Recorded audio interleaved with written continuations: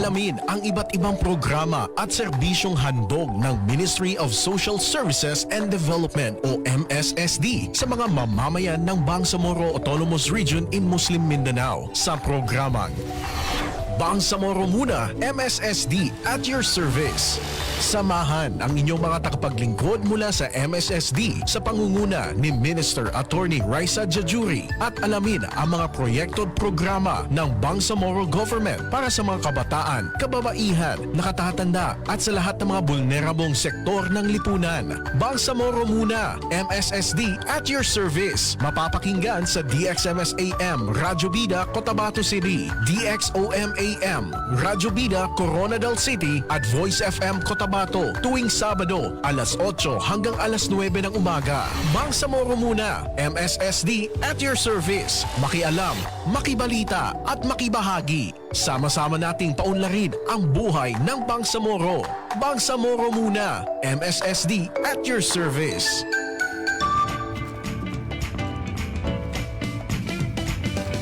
Good morning, good morning, good morning, good morning, good morning. Magandang Sabado ng umaga po sa ating lahat. Kabangsamoro, welcome po sa inyong programa, Bangsamoro Muna, MSSD at your service. Ngayon po ang araw ng Saturday, May 3, 2025. Uya, ang bilis ng panahon at May na naman. Grabe talaga. Assalamualaikum, ako po si Jeff Bendez at your service. Malapit na tayong half 6 months na. Ayan. Assalamualaikum. Ito yung Kabangsamoro, MJ Alferez at your service.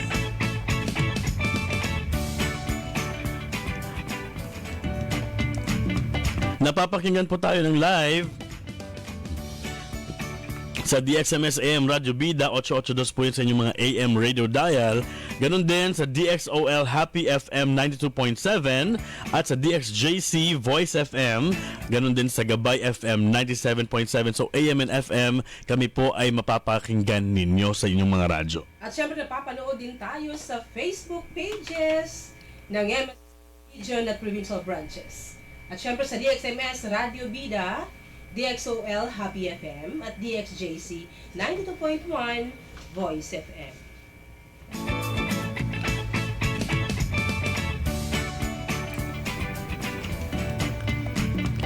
Tayo po ay napapanood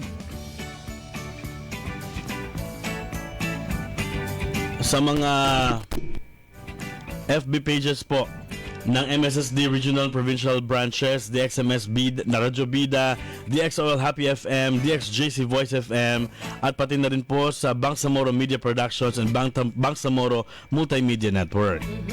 At naririnig niyo rin kami sa Radio Swara, Tawi-Tawi, 99.1 DXASL, Sunlight FM. Bukasin po ating hotline numbers Bangsamoro 0919-480-4265. Diyan po kayo mag-text, mag-message po kung meron kayong mga concerns regarding the programs of the Ministry of Social Services and Development. Ulitin natin ang contact number natin. Hotline number ng MSSD ay 0919-480-4265. Mag-text po kayo dyan ng inyong mga inquiries, suggestions, or reklamo, or may mga subong po kayo na gusto pong iparating sa amin. Don't worry, pakikinggan po namin, proprotektahan po namin ang inyong privacy, no? At ipaparating namin yan sa mga kinaukulang departments. Oo, para po naman marinig nila yung concerns ninyo. At syempre naging posible ang programang ito sa pamumuno ng ating butihing Minister Attorney Raisa Jajuri na Deputy Floor Leader din ng Bangsamoro Parliament.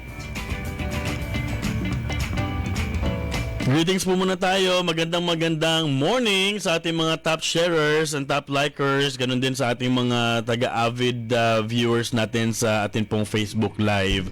Good morning sa iyo, Dato Bak and Norhuda Muhammad Abdul Gani. Magandang morning, Adeline Jumadil, Normina and Bayjana Bero Untong. Magandang morning sa inyo.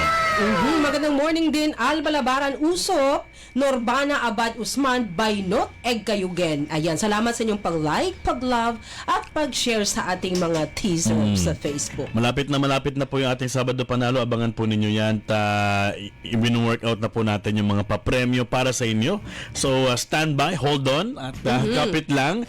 Dahil sa pagbabalik po niyan ay more prizes and of course, bigger prizes for you. Diba? Alright. Sige, diretso na tayo kasamang Jeff dahil tayo ay medyo kapos na sa oras at pag-uusapan natin today dahil nalalapit na ang napakalagang bahagi ng kasaysayan ng Bangsamoro, ang eleksyon 2025. At dahil dyan, pakinggan natin ang pinuno ng Bangsamoro Youth Commission. Ano ba ang mahalagang papel ng kabataan ngayong halalang 2025? I'm sure may mga programa po ang Bangsamoro Youth Commission para po naman maihanda ang mga kabataan sa darating pong botohan. Kaya po, ang kasama natin ngayong morning, walang iba kundi ang chairperson ng Bangsamoro Youth Commission, si Sir Nasruddin Dunding, MAPDS. Good morning sa iyo, Sir Nash, and welcome sa programang Bangsamoro Muna MSSD at your service. Yes, good morning po. A'udhu billahi minasyaitanir rajim. Bismillahirrahmanirrahim. Subhanaka la ilma lana inna ma 'allamtana innaka antal alimul hakim. Amma ba'd. Assalamualaikum warahmatullahi ta'ala wabarakatuh. Isang makakabataang umaga, makakabataang weekend. Happy weekend po sa ating lahat, Sir Jeff and Ma'am. And sa lahat po ng mga ating tapakinig. Maraming salamat, no, MSSD, sa ating butihin at napakagaling na Minister Attorney Raisa Jajuri at ang ating Deputy Minister, ang lovable ate, si Ma'am Noraine Tan Lim. And sa inyo pong lahat, sa ngalan po ng Bangsamoro Youth Commission, ng pamahalaang Bangsamoro, mula sa pagbati po mula sa mga institusyon na ito sa pangunguna ng ating mahal na Interim Chief Minister Abdul Rauf Makakuwa, ay pagbati ng isang mapayapa, makakabataan, at sana nasa mabuti po tayong kalagayan, no, sa umagang ito, at sana ma-enjoy po natin yung weekend kahit hindi po natin masyado ngayon nararamdaman dahil po sa dami ng ating trabaho at sa laki na rin po ng commitment natin mga trabahador. And it's Labor Day kahapon. Yes. So, Correct. maligayang pagbati rin po ng araw ng ating mga Manggagawa. Manggagawa. Lalo na po Ayun. sa ating mga kasamahan sa pamahalaang Bangsamoro. Happy Labor Day po sa inyong lahat. Ayan. Oo, sana ay meron kayong bonus sa mga employers ninyo dahil Labor Day. Kagaya ni Chenas o kahit Sabado. Oo. Diba? Oo, maswerte tayo masyado, MJ, dahil alam mo, napaka-busy ni Sir Nas. True. Oo, ang pa-travel kung saan-saan para po naman sa mga programa ng BYC, and we are fortunate Yes. dahil binigyan tayo ng isang oras dahil mamaya 1 hour lang dahil mamaya meron na namang gagawin si Sir Nas. So thank you so much, Sir Nas. Ano po ba yung mga ginagawang paghahanda ni Bangsamoro Youth Commission para po naman i-prepare yung mga kabataan natin sa darating na halalan? Oh. Actually, multi-layer naman yung ginagawa ng ating komisyon. Una ay directly, legally ay hindi naman po mandato ng komisyon yung regarding po sa election dahil mandato po ito ng Commission on Election. Pero malaking parte po ng election ay kabataan. Correct. Para po sa amin, sa Bangsamoro Youth Commission, bilang representante ng ating mga kabataan sa rehiyon, ay ang halalan ay tungkol sa kabataan dahil tungkol ito sa ating kinabukasan. Correct. So napaka-importante po nito na yung ating mga kabataan ay engage at involved sa ganitong klaseng usapin, no? Dahil kinakailangan at this age ay nararamdaman natin, na i-enjoy natin yung isa sa ating basic rights, no, bilang mga Pilipino, bilang mga Bangsamoro, yung right to suffrage, no, yung makaboto. Ang kabataan, sila ay marinig, sila ay mapapakinggan ang kanilang boses sa pamamagitan ng kanilang malaya, tapat at dapat na pagboto sa kanilang mga komunidad. We've heard a couple of months before, naglibot na po kayo sa Yes, iba't ibang mga opo. probinsya ng BARM para bigyan sila ng voters education. Yeah. Yes, Kwentuhan niyo naman po kami paano yung response ng mga bata? Ano yung kanilang pagtugon doon po sa mga ginagawa nating edukasyon para sa kanila. Yes po. Ito po ay pilot activity po ng Bangsamoro Youth Commission, yung tinatawag natin na Voters Education Forum, yung VEF, kung saan nag-ikot po tayo, lalong-lalo na po dito sa Central Mindanao. Doon naman po sa ibang mga lugar ay pinasok po natin itong pag-uusap na ito doon sa ating Peace and Environmental Youth Camp, no? Napakarami po nating nakolekta ng mga pangarap, napakarami po nating mga hinaing na narinig sa ating mga kabataan, at pinaka-importante po ay sobrang natuwa yung mga kabataan natin na nalaman nila yung itsura ng eleksyon ngayong darating na May 12 po, no, kung saan ito'y automated. Nagpapasalamat tayo sa ating komisyon ng election, sa Commission on Election, dahil sinamahan po nila tayo sa BYC na libutin po yung mga lugar kung saan pwede po tayong mag-conduct ng mga clustered education campaign.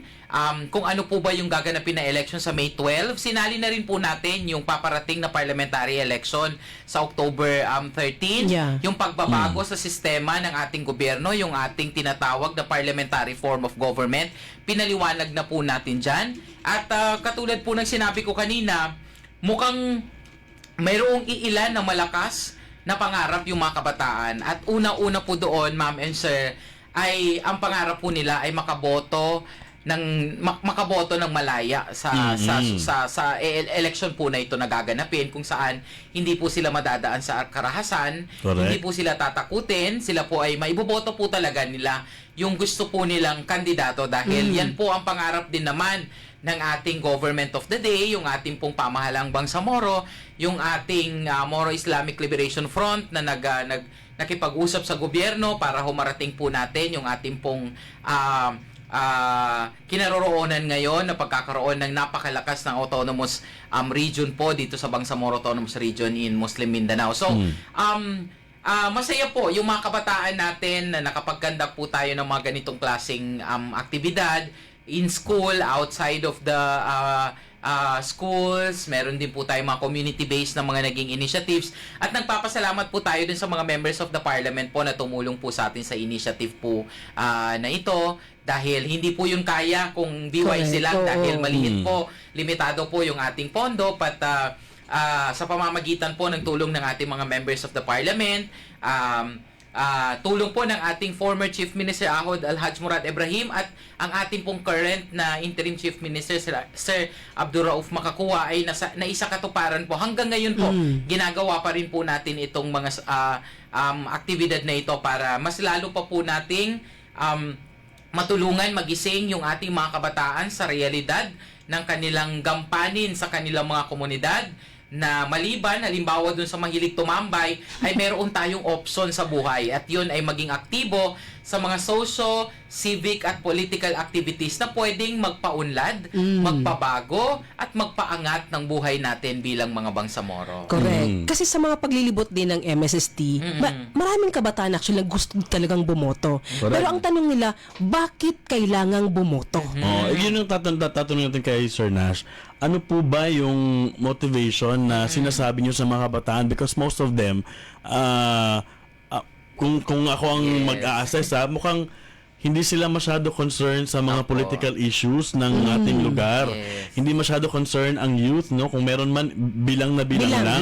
Oo. At hindi nga nila alam kung gaano kahalaga yung boto nila no, sa darating na election, Sir Nash. Opo.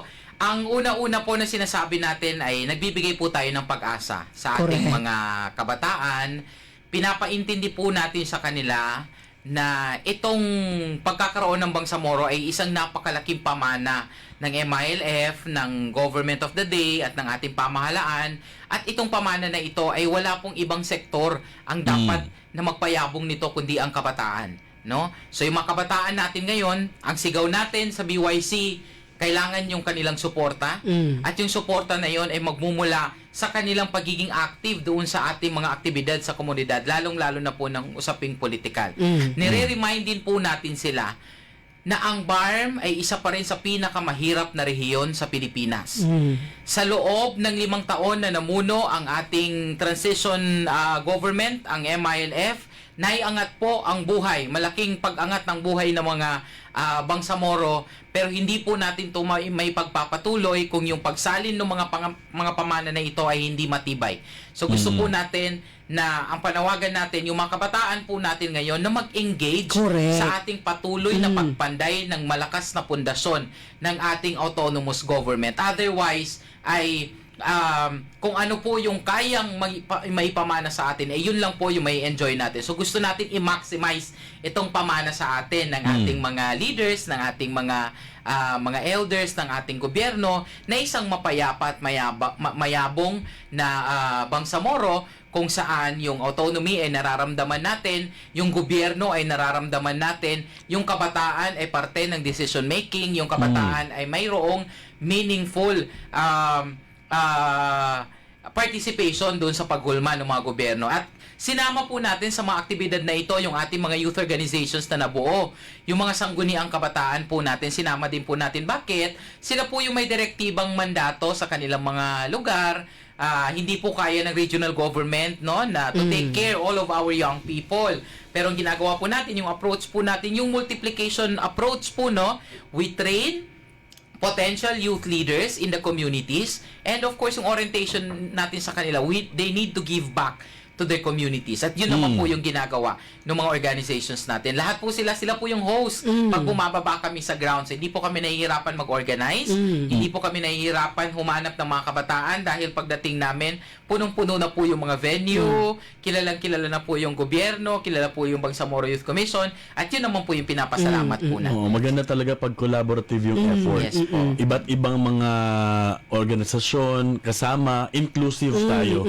Ang Bangsamoro region naman, na regional government naman na inclusive talaga, no? Yes. Pinupush talaga natin yung inclusivity sa lahat ng mga programa natin. Hangad ng mga kabataan actually ang pagbabago.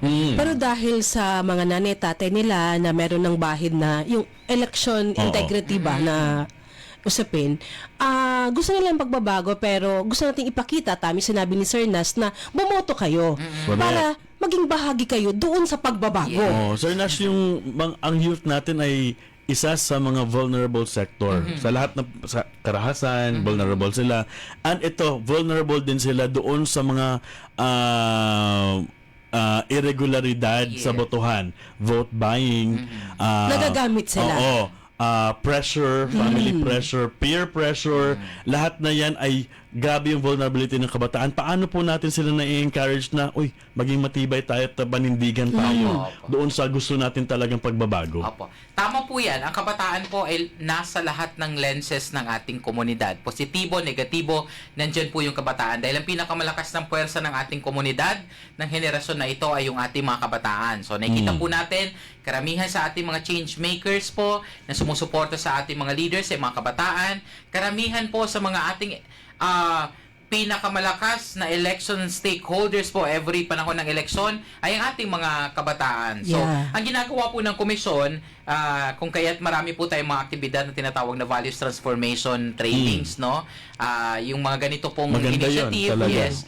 Yung ating patuloy na pag-engage ng ating mga faith-based organization para sa mga da'wa, no? Kung makikita nyo po, kahit yung ating pong Darul Ifta ay naglabas na po ng fatwa. So ito po yung daladala ng mga faith-based organization na accredited sa BYC. Itong fatwa po na ito mula sa ating Bangsamoro Darul Ifta, dahil ito po yung sa tingin namin na pwedeng gumising doon sa ating mga kabataan na doon po pasok sa irregularidad na category, no? So hindi po ito siya madaling journey, no? Dahil magkakaiba ng orientation ng ating mga kabataan. Pero ginagawa po natin ang lahat na at least majority of our youth ay nandoon sa tama, no? Majority of our youth ay nandoon sa informed decision. Correct. At informed path yung ginagawa nila sa election na ito. Anyway, ito po ay I think pangalawa pa lang naman po na election after magkaroon tayo ng parliamentary election. Nakikita po natin paunti-unti yung mga pagbabago kung pinag-aaralan po natin yung election natin sa Bangsamoro. At ito po yung pinakapangarap ng ating peace process na magkaroon po talaga ng isang matured class and level of election ang Bangsamoro Autonomous Region in Muslim Mindanao, dahil sa perspective pa po ng ating mga ulama ay nagkakaroon ng malakas, matibay na baraka yung ating homeland kung tamang mga lider po yung ating naboboto Tama. at kung nakakaboto ng tama yung ating mga komunidad na hindi po sila pinipilit, hindi po sila hinaharas, hindi po sila binabayaran at yung iba pa pong hindi mga magagandang gawain, no? Dahil doon po natin mas makikita yung mas mabilis na pag-unlad ng ating lugar dahil ang Allah subhanahu wa ta'ala na po yung tutulong sa atin kung may mga ganun pong mekanisme. So yun po actually panawagan po natin yun sa ating mga election stakeholders. Jeff, ipasok ko muna. May tanong sa ating live viewers from Faida Insana. Assalamualaikum, Sir Nas, patungkol po saan ang fatwa na Yun. sinabi niyo po kanina? Hindi ko lang po kayang i-discuss dahil it's beyond my capacity. Yung fatwa po na pinalabas po ng ating Darul Ifta ay kung sino po ba yung mga tama at dapat na iboto ngayong eleksyon. Guidelines. Opo, on- Guidelines. Oh, Islamic guidelines po. Oo. On ito who yung- to vote? Oo. Yes. Gaano po, Sir Nas, itanong ko lang kung if you may answer, no? Ma-estimate po ba kayo gaano kalaki yung voting population of our youth, Yeah. the Bangsamoro youth? Kabataang Bangsamoro. Oo. Yes, opo. Ngayon pong election, Sir Nas. Overall, ang registered voters natin ay 2.3. Mga nasa 2.2 plus yan. So, let's assume 2.3. Ang definition po ng youth sa Bangsamoro ay 15 to 40. So, Okay. we're looking at 60% of our voters are young people. Ayan, kapatid. Di na ko yung ng 45 na po. Pasok po ang lahat. So, hindi na- Kabataan po tayong lahat. Hindi na talaga ako kabata.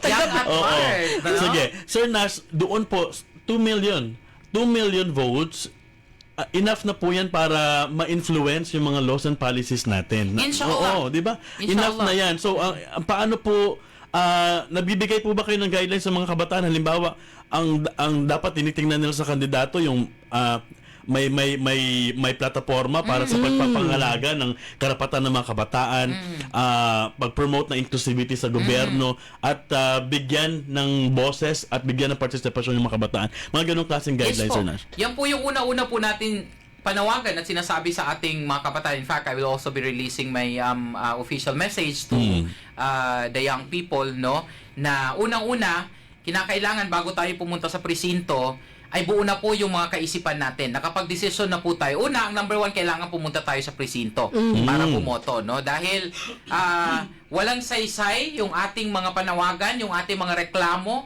kung tayo mismo hindi natin kayang baguhin yung sarili natin Correct. sa pamamagitan ng pagboto. So, kinakailangan pumunta tayo sa ating mga presinto at bumoto po tayo. Pangalawa, sa pagpunta natin sa presinto, kailangan final na po yung isip natin sino yung mga iboboto natin. Ibig sabihin, mula sa araw na ito, nagsimula ang kampanya, tinutukan na po natin yung mga gusto nating kandidato. Saan doon yung pasok, yung ating core values and principles? Saan doon yung mga kandidato na mayroong kalinga, pagmamahal, at tiyakap, no, sa Maguindanaon, sa mga kabataan? Saan ba pasok yung agenda ng kabataan? Correct. No? Kung incumbent sila, Sir Nash, nakita ba nila na itong particular official na ito, nung namumuno pa o naglingkod pa, meron bang Binigyan konkretong ba niya? programa Oo. para sa mga Correct. kabataan? Yes. Kasi kung wala, mag-isip tayo baka pwede Mag-isip natin silang tayo. palitan Oo. ng kandidato na mas mayroong nagbibigay ng proteksyon, Yes. nagbibigay ng mga programa para sa mga kabataan. Yes, yung mga kandidato ba natin ay tinulungan na mas strengthen yung ating sangguniang kabataan dahil that's an issue, no? Hanggang ngayon, malaking problema pa rin ng ating rehiyon yung hindi pagbibigay ng 10% ira dun Correct. sa sangguniang kabataan sa kanilang mga komunidad na suppose napakaraming Oo. magagawa nito Correct. kung nai-award. So, i-check po natin yan kung... Ang nagde-decide Yes. ng mga programa nila yung mga hindi yung kabataan, hindi yung Yes, representative, oo. hindi yung sangguniang kabataan na chair, no? Kundi yung mga matataas din nila, Yes. yung mga matatanda rin sa kanila. So useless. Useless. Yung 10% bibigyan ka lang ng pangliga. Anong Yes. gagawin mo? Puro liga na lang. Oo. Totoo yan, MJ. Ito ay naging issue talaga kasi nga gusto ng mga kabataan kasi nga leader sila gusto nila meron kaming programa, hindi lang basta puro liga lang, pero kasi ang sinasabi, sige magpaliga ka na. Oo. Ito yung kung ano lang yung budget, hindi binibigay yung kabuang 10% Hindi budget. pwede pong ganon, no? Oo. Malakas po at matibay po, klaro po ang panawagan ng BYC dito sa mga ganitong klaseng gawain. Una, yung 10% po na yan, may plano po yan na sinasubmit. Kinakailangan masunod po yon. Yung plano po na yon, kinakailangan may pag-aaral. may research kung talagang kailangan ba ng ating mga kabataan, no? Kaya ang gawain po ng ating mga leaders sa ating mga komunidad, lalong-lalo na po yung ating mga kapitan na humahawak po sa pondo na ito, ay i-guide yung mga kabataan, hindi po i-control, no? Dahil kailangan hindi din po pwede mahiwalay naman yung kabataan sa ating mga leaders sa ground dahil matandaan ko talaga nung yung ating former late Mufti Abu Hurairah Udasan nung mga panahon ay parati kaming humihingi sa kanya ng guidance sa BYC. Parati niyang sinasabi ay hindi pwedeng maghiwalay yung wisdom at galing ng ating mga leaders, ng ating mga elders sa lakas at galing naman ng kabataan. Kailangan magkaano yan, magkahalo yan, no? Pero yung distinction ng batas ng SK halimbawa ng Sangguniang Kabataan at nung 10% nila, klaro po yan sa batas. Dapat na-enjoy po nila yan. Dahil kung itong 10% na ito ay nai-implement sa kanilang mga komunidad, malaking impact po ang magagawa po dito. No, malaking impact po 'yan dahil malaking amount po yung 10% ng ira po na ito sa kanilang ground. Yun. Sabi naman po ni Jocelyn Norain, good morning po sa iyo, Jocelyn. Hi po, sa darating po ba na eleksyon may designated APP or accessible polling place para sa mga kabataan, persons with disability, to ensure po na makakaboto sila ng safe? Ayun. Meron po bang ganun, Well, sir? ang right authority is the The COMELEC. COMELEC, The no? COMELEC, Pero I yeah. think yung personal understanding ko on that, yung kabataan nandun tayo sa regular. Siyempre, regular pila tayo, malakas pa tayo Malakas pa, may energy. Yung mga Oo. nakakatanda nga. Yung Yung mga senior persons, citizen, yung ating mga PWDs at iba pa pong may mga consideration, sila po, yung ang alam po, meron po talaga yung designated po na isang polling precinct para lang po sa kanila. May priority, priority area. Oo. Tayo po mga kabataan, doon po tayo sa regular lane, no? Opo, Pero parte Sir po Nas, yun. eto isang tanong ko. Ang kabataan masyadong agresibo. Oo. Correct. Dala ng agresibo nila, sila din ang isa sa mga fake news peddlers. Paano natin labanan ang disinformation, Kasi misinformation? lalo na ngayon sa merong start ang kampanya. Nangangampanya yung mga kandidato, syempre kaliwat kanan yung mga fake information, disinformation. At minsan si Yuso sobrang sobrang aggressive nga talaga, sabi ni MJ ay nagpapadala. Wala nang screening system, no? Opo. Nangyayari. Tsaka pera yan kasi kasamang Jeff. May mga politikong kumukuha ng mga kabataan at eto ang Para gagawin nyo gamitin lang sila. para gamitin sila. Oo. Paano natin ma-protect ang ating mga kabataan on that? Yes po, itong mga fake news problem is a global issue. And we admit that the person, yung mga tao po na nasa likod nito, maaring karamihan po ay mga kabataan, no? Dahil dun sa lakas nung pagiging progressive at proactive ng ating mga kabataan, and yung sa paano po pagsugpo ito lies really to the role of the government. Kung paano po natin paigtingin yung mga mekanismo natin, yung mga polisiya po natin para dito, no? Na kinakailangan mas advance yung ating gobyerno para po natatrack itong mga misinformation. At panahon po ng eleksyon, ito po ay tinatawag na propaganda. No? So, pag eleksyon po ay pagalingan ng propaganda, sino ang advance, sinong magaling at marami pang iba. Sa BYC po, even before, nung nasa commissioner pa po ako, meron akong tinatawag na initiative na yung nga, nabuo nga yun na isang organization, nung nasa forum pa ako, yung Responsible Use of Social Media, no? Na ngayon ay nabuo yung organization na yun na RILO, Responsible Youth Leaders Organization, kung hindi ako nagkakamali, no? So may mga initiatives po tayong ganito, pero hindi pa po ganun ka-deep, no? But isa po ito sa pinag-aaralan natin dahil hindi rin po ito kaya na commission lamang dahil nga po sa limitado po yung ating kakayahan. But with the help yung ating mga IT infrastructure government institution, ay mas paiigtingin po natin ito. Kasabay po nito dahil hindi pa natin kayang i-leverage yung pinakataas nitong misinformation, ay mas pinagpapatibay naman po natin yung kakayahan ng tao na mag-identify ng anong tama at maling impormasyon. Yun. No? So isa po yan sa ginagawa po ng ating pamahalaan. I believe, hindi lang po ng BYC, but I think the whole of the government is approaching this na i-mechanize natin yung ating mga sambayan ng Bangsamoro para alam nila kung kailan maniniwala at hindi sa isang balita. Right. No? At syempre, kung anong mga institusyon yung kailangan pagkatiwalaan pagdating sa balita. Yun. Ayun. 8:42 sa pagbabalik natin, Sir Nash. bisitahin natin ng konti yung Bangsamoro Electoral Code. Ano bang sinasabi Yes, doon? po. Tungkol sa tungkol sa ensuring that the youth participates in the electoral Yes, system po. ng gobyerno natin, ng ating rehiyon. So diyan lamang po kayo, magbabalik po kami agad. Bangsamoro Ang kapakanan ng mga nakatatanda. Huwag nating kalimutan na minsan sila ay naging mahalagang bahagi rin ng ating lipunan. Wala tayo ngayon kung hindi sila nagsikap at naghanda noon. Kaya nararapat lang na sila ay ating mahalin, pansinin at asikasuhin. May iba't ibang programa ang pamahalaan para kay lolo at lola para makatulong sa kanilang makaagapay sa kasalukuyang panahon. Tiyakin natin na napapakinabangan nila ang mga programang ito bilang pagtanaw ng utang na loob at pagpapakita ng malasakit sa kanila. Ang bahaging ito ay hatid sa inyo ng Ministry of Social Services and Development o MSSD BARM at ng himpilang ito. Siya si Farida, 9 taong gulang, may pasa sa baraso, sugat sa paa at kalmot sa mukha. Kailangan niyang kumita. Kung hindi ay bugbog ang sasapitin niya. Ama, tama na po. Ayaw ko na po. Maawa na po kayo. Nasasaktan na po ako. May kilala ba kayong bata na sinasapit ang parehong sitwasyon? Kumilos.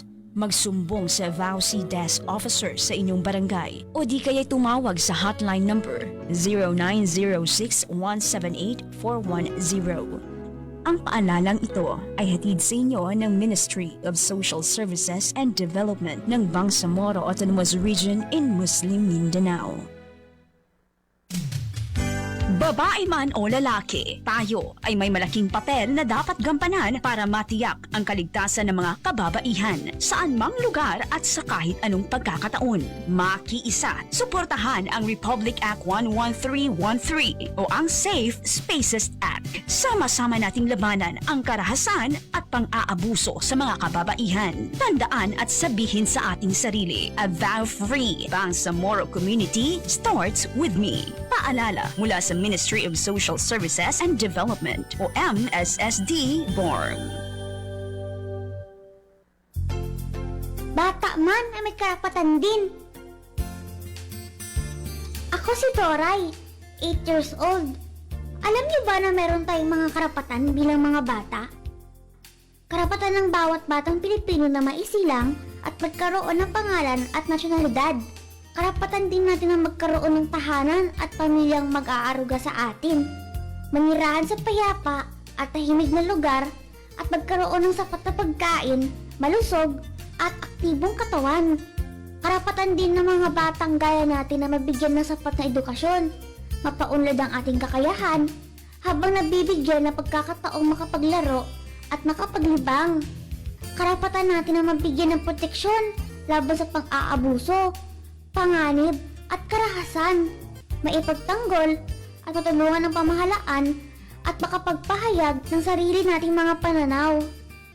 Ikaw, alam mo bang iyong mga karapatan? Ang bahaging ito ay hatid sa inyo ng Ministry of Social Services and Development o MSSD BARM at ng himpilang ito. MSSD BARM at your service. 8:46 in the morning, nagbabalik po ang Bangsamoro muna MSSD at your service. Kasama niyo pa rin po ako, Jeff Mendez. At MJ Alvarez. Updates po muna tayo, Kabangsamoro. MSSD Updates. Meron pong 209 returning Filipinos mula sa Sabah, Malaysia ang nakabalik na sa kanilang mga munisipyo dito sa Bangsamoro Region at iba pang lugar. Ma-report para sa atin si Annalyn Pasaporte. Annalyn, go ahead. MSSD Updates. Maraming salamat kasama Jeff at MJ. Assalamualaikum mga Kabangsamoro at magandang umaga. Narito tayo ngayon sa Bungo Port Area upang salubungin ang 209 na returning Filipinos from Sabah, Malaysia ngayong araw, Huwebes, May 1, 2025. Mula sa kabuuang bilang, 160 rito ay mga lalaki at 49 naman ang kababaihan na mayroong 7 na senior citizens. Bago pa man ang pagdating ng mga returning Filipinos from Sabah, Malaysia sa Pilipinas, ay nakahanda na ang bawat kawani ng unit office ng MSSD Tawi-Tawi upang i-assist ang mga ito sa kanilang pagbalik sa kanilang mga munisipalidad. Sa kanilang pagdating, agad naman silang binigyan ng food assistance upang mapawi ang gutom sa mahabang biyahe mula Zamboanga City papunta ng Tawi-Tawi. Sa pakikipanayam, halos karamihan sa kanila ay naiwan ang kani-kanilang pamilya sa Sabah, Malaysia. Ang iba ay mayroon pang mga anak na maliliit, habang ang iba naman ay kasama ang mga pamilya habang nasa kulungan. Ilan sa mga returning Filipinos from Sabah, Malaysia, malugod nagpahayag ng kanilang pasasalamat sa kanilang pagdating ng Pilipinas sa tulong ng Bangsamoro government. Samantala, malaki ang pasasalamat ng MSSD BARM Tawi-Tawi sa ating mga partners sa patuloy na pagtulong sa atin, gaya ng Bangsamoro Port Management Authority sa pangunguna ng kanilang terminal supervisor at ang Tawi-Tawi React Radio Club. Ang intervensyong ito ay sa pamamagitan ng Humanitarian Assistance and Transfers of Individuals in Distress o HATID program na naglalayong makapagbigay ng komprehensibong tulong para sa mga returnees, lalong-lalo na mula sa Sabah, Malaysia. At yan ang ating balita mula dito sa Tawi-Tawi sa ngalan ng Tawi-Tawi Provincial Communications Team. Ako po si Annalyn Pasaforte ng Bangsamoro Muna, MSSD at your service. Maraming salamat sa iyo, Annalyn Pasaporte. Bangsamoro muna. At sa Cotabato City naman, merong report sa atin ang si Jiday Lukman, Center for Persons with Disabilities, Pinasinayaan. Report mula kay Jiday, pasok. MSSD Updates. Assalamualaikum at magandang umaga mga Kabangsamoro. Opisyal nang binuksan muli ng MSSD ang operasyon ng Center for Persons with Disabilities matapos ang mahigit 5 buwang rehabilitation ng pasilidad na pinasinayaan noong April 24, 2025. Ang center ay naglalayong itaguyod ang dignidad, kakayahan at pagsasarili ng mga persons with disabilities sa Bangsamoro. Binigyang diin naman ni Minister Raisa Jejuri na maging modelo ang center para sa mga susunod pang itatayong social infrastructures sa rehiyon, hindi lamang para sa may kapansanan, kundi pati na rin sa iba pang sektor na nangangailangan. Umabot sa mahigit 14 million pesos ang kabuuang halaga ng rehabilitasyon ng center. May lawak itong 2,483 square meters at kumpleto sa pasilidad para sa vocational at social rehabilitation, kabilang ang mga training rooms para sa computer literacy, massage therapy, cookery, functional literacy, pati na rin ang clinic, canteen, prayer room at conference rooms. Ayon kay Brian Abdullah, ang center head ng pasilidad, isinama rin sa pagsasaayos ang installation ng tactile guides para sa visually impaired at observation room para sa ligtas na pagpapahayag ng emosyon ng mga trainees. Ang center ay dating itinayo ng DSWD at formal na inilipat ang pamamahala sa MSSD noong November 3, 2023. Alinsunod sa Bangsamoro Organic Law, binago rin ang pangalan mula sa Center for the Handicapped tungo sa Center for Persons with Disabilities. Samantala, pakinggan natin ang pahayag ni Rayhana Sampulna, isa sa mga magulang ng mga batang may kapansanan na naka-enroll sa center. Nakikita namin ang pagbabago ng mga bata sa pag-renovate ng center namin. Basta ngayon masaya ang mga bata, tapos marami sila ngayon. Magaganda ng mga rooms namin, may mga aircon na kami. Tapos ang mga upuan namin, magaganda na, malilinis na mga room namin kasi malinis na yung mga tiles namin, tapos bagong paint. Basta ngayon ang mga bata ngayon komportable sa mga ginagawa, pati rin kami ng mga nanay. Talagang nakafocus yung center sa amin ng mga parent, lalong-lalo na po sa mga trainee na tulad ng mga anak po namin. So alhamdulillah, sukran po sa lahat-lahat. Sa kasalukuyan, may 112 na active trainees na ang tinutulungan ng center at inaasahang madaragdagan pa ito sa mga susunod na buwan. Para sa MSSD, ang Center for Persons with Disabilities ay hindi lamang isang gusali. Isa itong patunay ng layunin ng Bangsamoro Government para sa inklusibong pag-unlad. At yan ang ating update mula dito sa Cotabato City. Sa ngalan ng MSSD Regional Communications Team, ako po si Jiday Lukman ng Bangsamoro Muna, MSSD at your service. Maraming salamat, Jiday Lukman. MSSD Updates. MSSD BARM at your service. 8:52, balikan natin ating bisita MJ, ang Bangsamoro Youth Commission Commissioner, Commission Chairperson. Nasruddin Dunding, MAPDS. Balikan natin siya at yun, iniwan natin kanina. Ano bang sinasabi ni Bangsamoro Electoral Code, Sir Nash, tungkol sa to make sure that the youth participates in the electoral system? Klaro po yung malakas na mandato ng kabataan sa Electoral Code. Una, tulad ng sinabi ko kanina, kinakailangan malayang makaboto yung ating mga kabataan. Pangalawa, malaya silang maiboto rin. At ibig sabihin doon, pwede silang tumakbo sa kahit anong posisyon, lalong-lalo na sa ating parliamentary election. At pangatlo, ay mayroon pong isang direct seat para sa mga kabataan, sabi ng Electoral Code, kung saan magkakaroon po tayo ng Youth MP na uupo po sa ating parlamento bilang representante ng ating mga kabataan. So, napaka meaningful po at thoughtful po nitong tatlong bagay po na ito na pinagkaloob ng Electoral Code sa ating mga kabataan.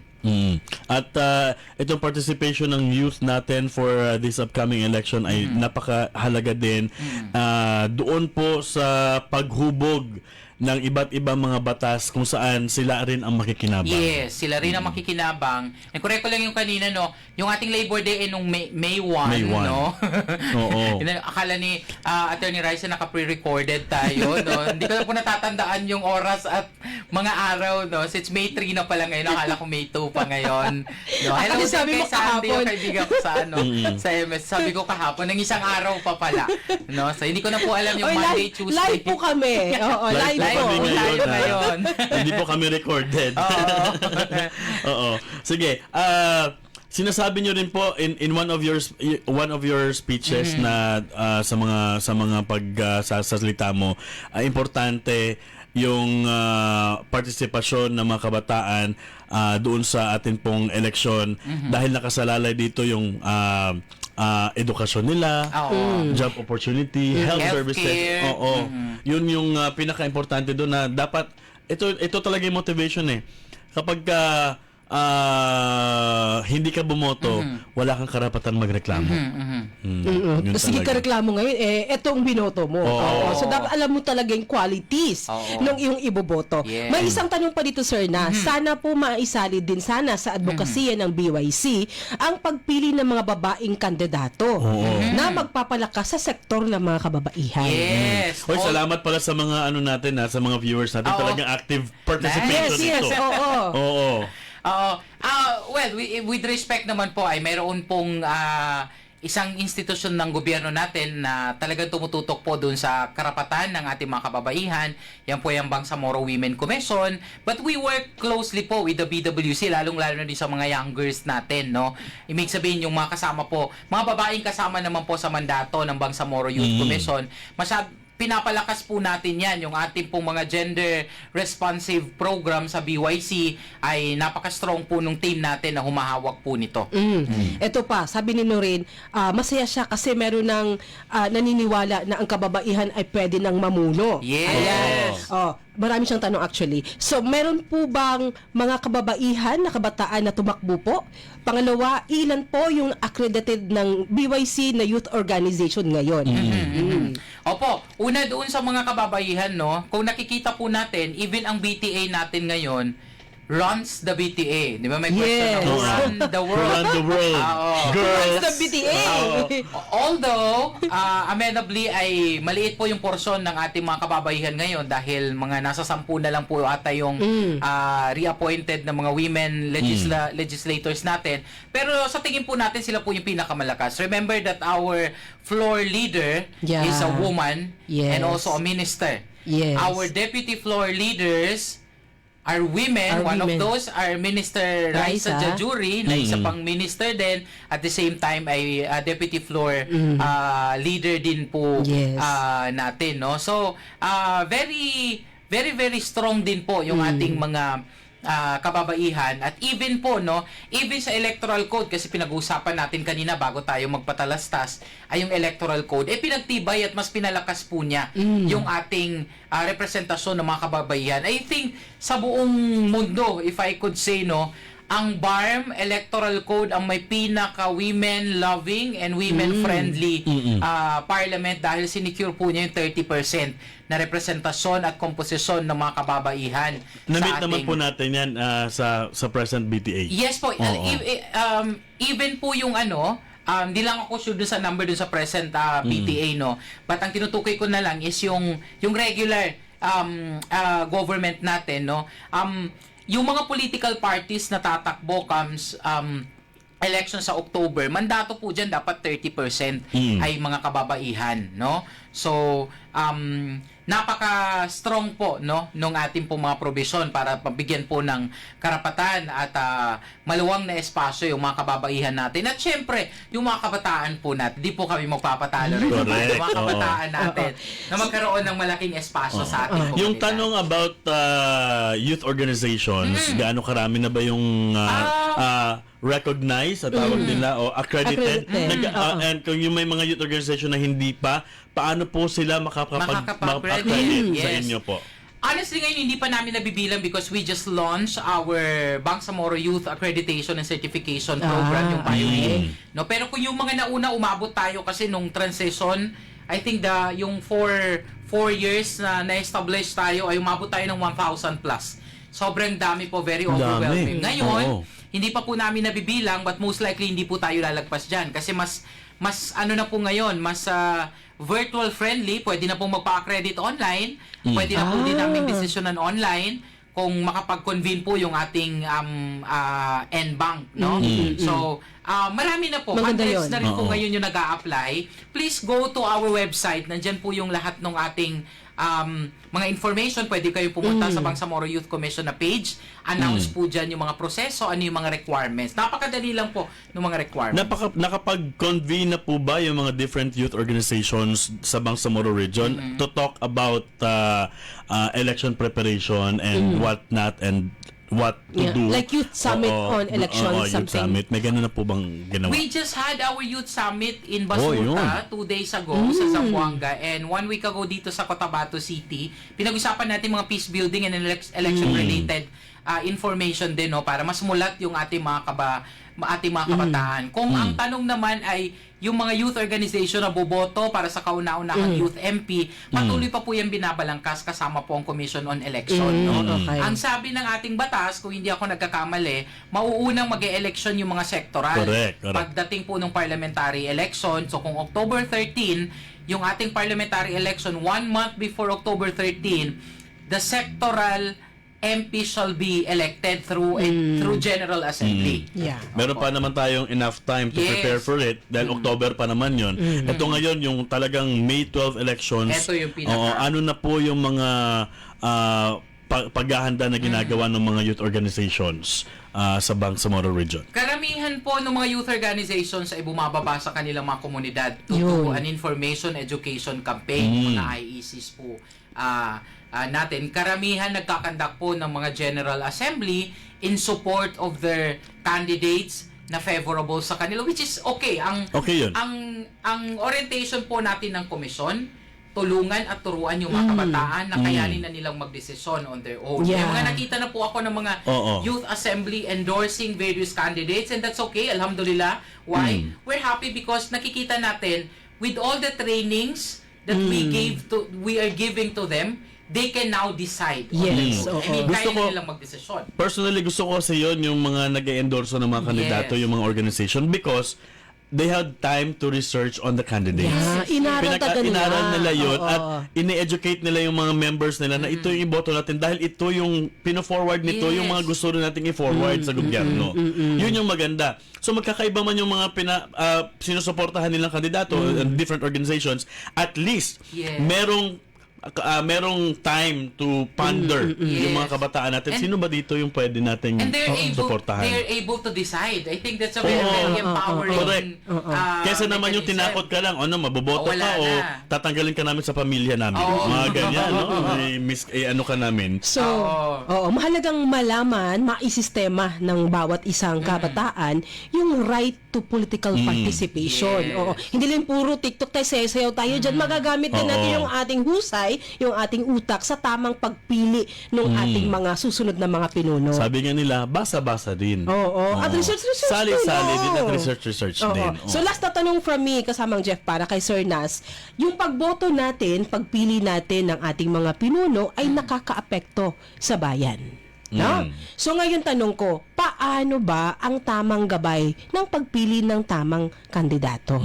Sino Yes. ba on the lens of the youth? Yeah, on the lens of the Sino youth, ba of course. ang ideal na kandidato. Oo. Though no, we reserve the democracy of everyone. Yes. Correct. No? Pero yung mga narinig natin, base sa mga panawagan, ay una, mataas yung integridad, mataas yung dignidad.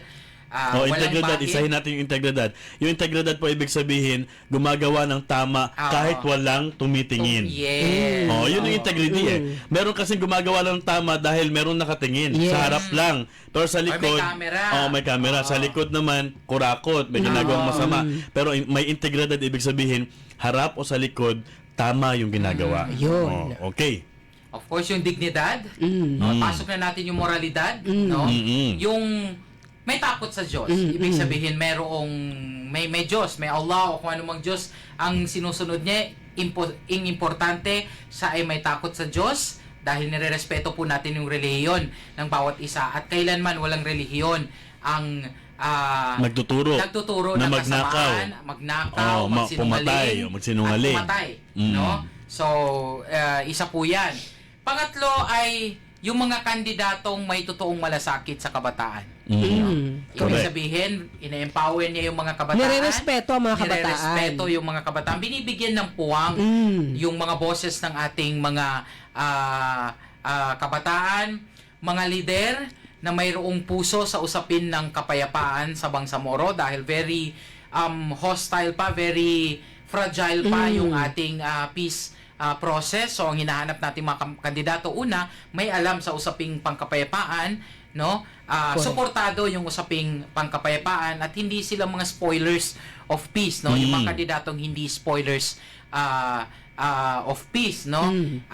At panghuli, yung mga kandidato na handang protektahan, i-sustain at i-strengthen yung gains ng Bangsamoro peace process. Yes. Correct. Yan po yung ating mga Kasi guidelines. medyo mahaba-haba na yung ating nilakbay. Tapos bigla lang sirain. No? So dapat yung kandidato, dapat mag-push, mag-continue.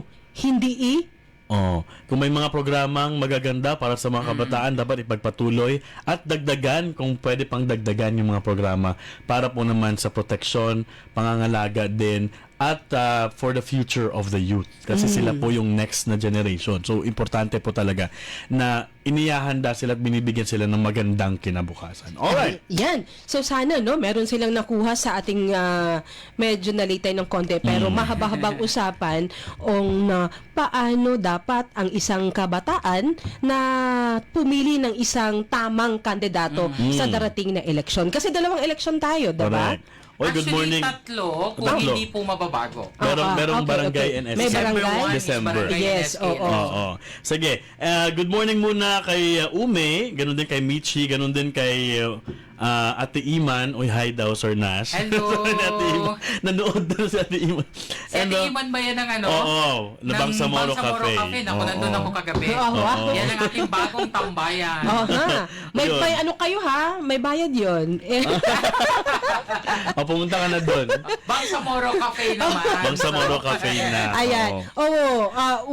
Waalaikumsalam. Jumaira Dukay Abubakar. Ayan. Ang dami nanood kay Sir Nas ngayon ha. Okay. Naima GH, assalamualaikum. Salamat. Assalamualaikum po. Amera Usman Balayman. Ayan. Jaslyn Samra Lumangay. Salam sir, ma'am. Maki Makalimpaw. Good morning. Ayan. So maraming salamat po. Hindi namin mabasa lahat. Pero thank you so much po sa inyong support. Sir Nas, thank you so much po sa time na binigay niyo po sa amin. Mga kaibigan, si Sir Nasaruddin Dunding, MAPDS, Chairperson po ng Bangsamoro Youth Commission. Ayan, nagtatapos na po ang isang oras nating programa. Sa mga karagdagang tanong po natin, dagdag na paglilinaw, mag-chat po sa aming FB Messenger sa MSSD, sa Facebook page po natin. O di kaya mag-text sa ating hotline number 0919-480-4265. Again, ipakita natin sa screen 0919-480-4265. Pwede po kayong mag-text dyan. Lahat po ng iyong katanungan, positibo, negatibo, at lahat ng mga suggestion para mas mag-improve pang ating programa. Ito po si MJ Alvarez. Maraming salamat sa inyong pagsubaybay. Mabuhay ka, Bangsamoro. And of course, thank you po sa atin po mga nakasama at partners para po naman magawa natin ng tama at successful ang programa natin. Maraming salamat. Information and Communications Division ng MSSD BARM. Carl Daniel, thank you. Ang IT Specialist po ng NDB Cotabato. At thank you din sa ating Chief Technician, Sir Rupert Sapoy, ating technician on board this morning. Ako po si Jeff Mendez. Have a safe weekend everybody. Masayang Sabado sa lahat. Hanggang next po na ating pagtatanghal dito lamang sa inyong programa. Bangsamoro muna, MSSD at your service. Inyong napakinggan ang programang Bangsamoro Muna, MSSD at your service. Hanggang sa susunod na Sabado, alas 8 hanggang alas 9 ng umaga, dito lamang sa palatuntunang Bangsamoro Muna, MSSD at your service. Ang mga